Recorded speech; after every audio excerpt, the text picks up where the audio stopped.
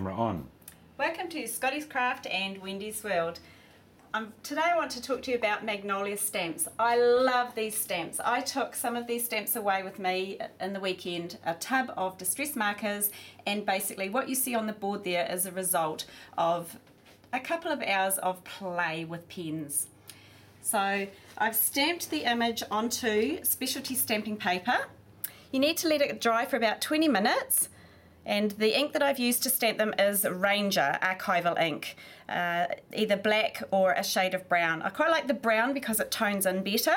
Then I've taken Tim Holtz distress markers and laid some colour down. I quite like to put a light colour down first and then come back in with another colour over the top to blend. And then use a water brush to shade the colours out. So you can see there, the water brush just moves the colours around, and it moves really, really well on that specialty stamping paper. So you can get some gorgeous effects. This is one that I have worked on earlier to show as a complete image.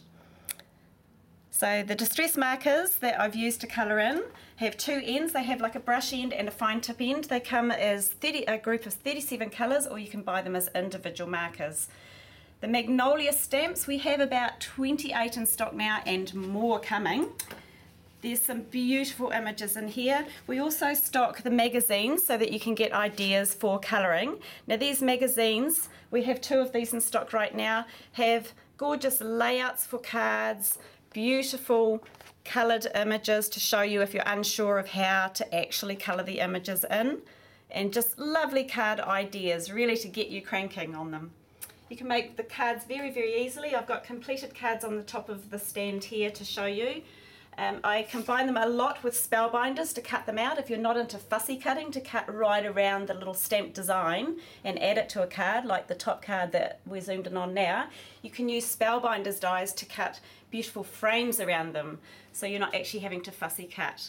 Absolutely beautiful. I'm so wrapped with these. If you've got to go away for a weekend, you can't take your whole craft room, just take a pot of distress markers, take your stamped images pre-done on paper and a water brush, and you can spend hours crafting without having to fill the boot of your car to get there.